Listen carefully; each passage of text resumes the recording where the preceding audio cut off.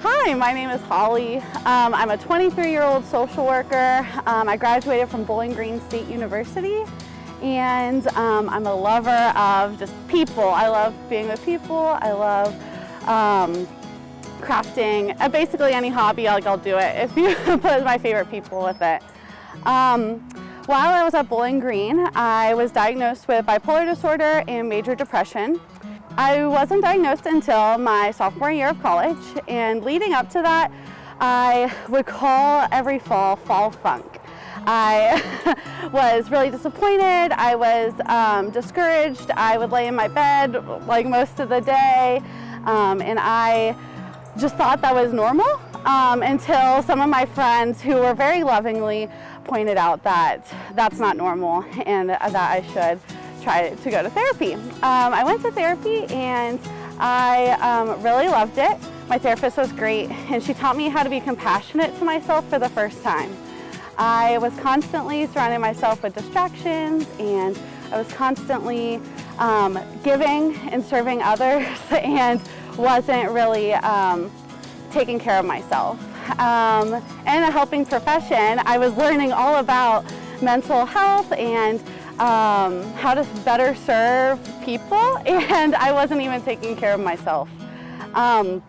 It wasn't until therapy where I really started to dig into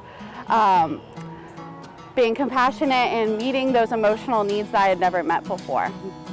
And when you start to dig some of that stuff up, it really it gets harder before it gets easier.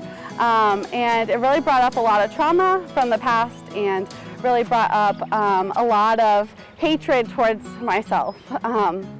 And when going into my junior year of college, I was really struggling with suicidal thoughts and very severe depression.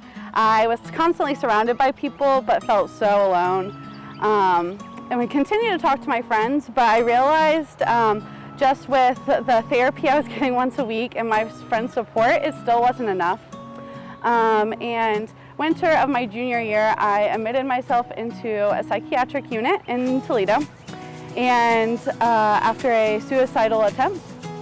And that was the first time I think I started taking my mental health seriously. After that, I decided that I wanted to build my toolbox. I wanted to put as many coping skills and tools that I could into that, and stop trying to solve the problem and just trying to handle it from what I could do best at that moment. I developed a few good coping skills. One of my biggest coping skills was doing ministry with my ministry team.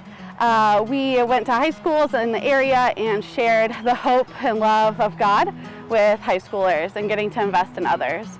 That was such a big coping tool that I used then.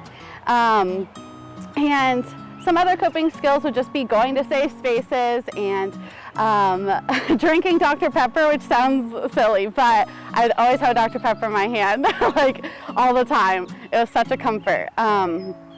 Some other tools I would use is just trying to schedule out my weeks.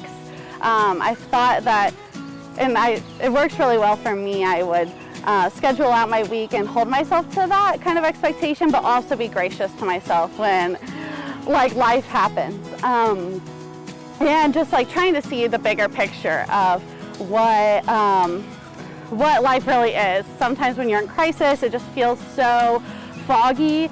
It feels like how I feel right now is going to be forever. But if you zoom out, you can see how many people love you, and you can see just in my scenario, it was that I was going to be a social worker and get to instill hope into my future clients. Like we all know, healing and recovery is not linear, and I did get admitted to a psychiatric hospital again about a year later, and really still struggled with depression. But I think something that's really important is just finding my why. Every day my why is different. Why I get up in the morning, my hope is different every day. And the hope that I got, the hope of how I conquered my day a year ago is very different than my hope today, which will probably be very different from my hope 10 years from now. But something I've been holding on to is just hope doesn't let the story end. I'm super thankful that my story didn't end as a junior in college, when I was just learning how to meet my emotional needs. And I'm so thankful for the spaces I get to share hope in with my clients, with my friends, with you guys. I really love that I get to do this, and I think that's why sharing about mental health is so important. I felt so alone, even though there were so many people around me. Sometimes I just felt like they couldn't relate. I felt like I was the only one in a crisis. I was the only one struggling with depression. And when you scroll through Instagram, like, you see everyone's highlight reels and you're like, ah, I wish I was just like, I was enjoying life that much. But, so that's why I'm doing this, because I think that I wanted to share a genuine story about how I am going through the recovery of mental illness, and still to today, I still experience mild symptoms of depression, and I really think I